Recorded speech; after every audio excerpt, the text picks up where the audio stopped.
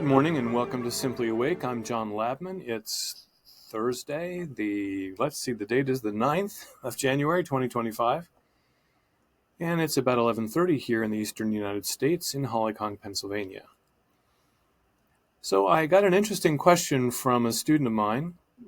He's one of a couple that send fascinating questions that I like to share with others.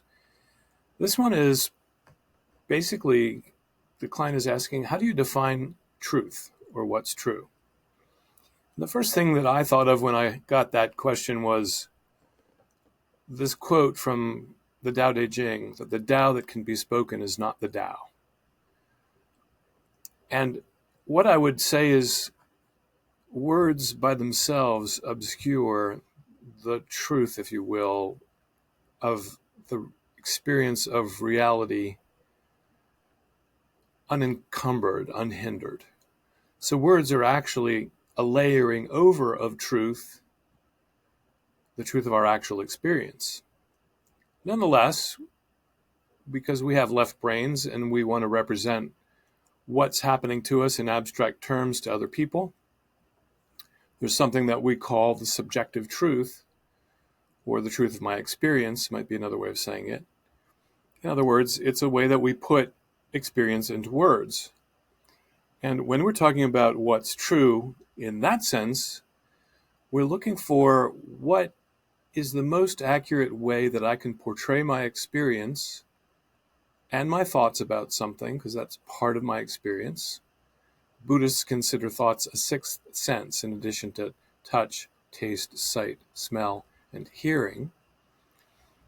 And so we're looking for an accurate representation of our experience and our thoughts.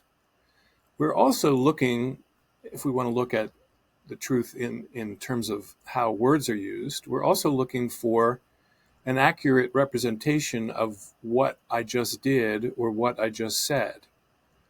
So for instance, if a politician says yesterday, I'm going to bomb the crap out of Iran if they lift another finger against Israel, and today says, I'm not doing anything if Iran bombs Israel, then one of those two things is probably a lie.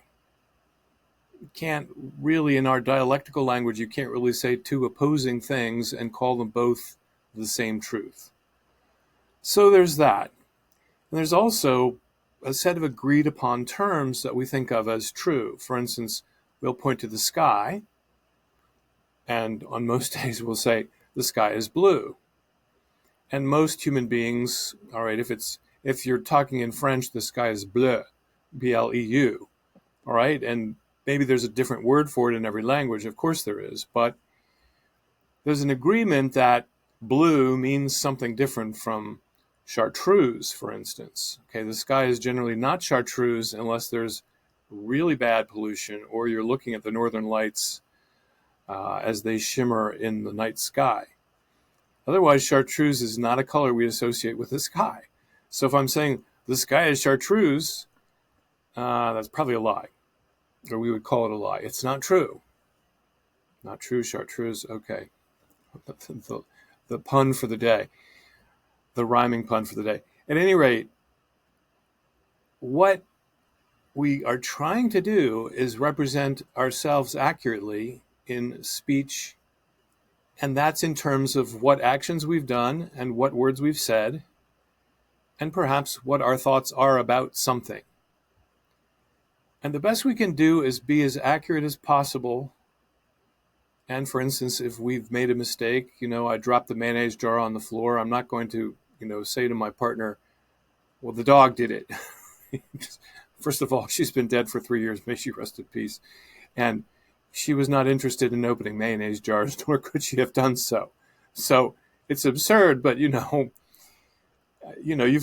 the excuse, the dog ate my homework. The same kind of thing. It's not actually what happened. What actually happened was I dropped the mayonnaise jar when I pulled it too quickly out of the refrigerator, and it shattered, and the mayonnaise went all over the kitchen, everywhere.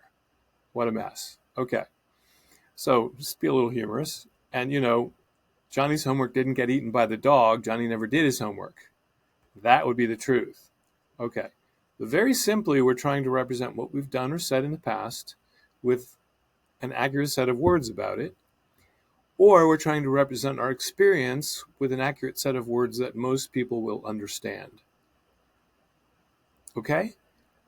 So we can speak relatively truthfully, and when we don't speak truthfully, in fact, our system often will generate adrenaline. Our bodies don't like even telling subjective untruths, if you understand my meaning based on earlier in the video. We don't even like saying subjective untruths.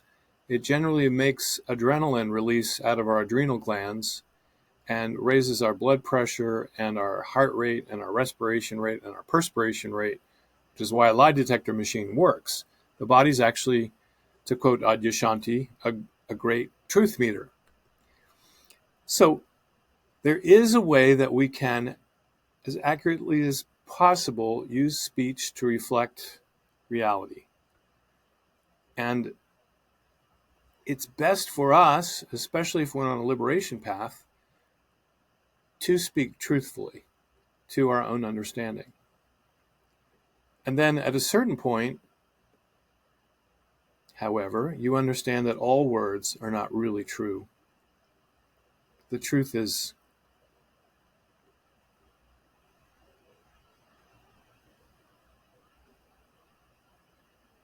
this experience that can't be named. So that's it for today. Thanks for listening. Maybe a little shorter than usual, but you may be happy about that. So have a wonderful day and enjoy early January. That's all from here.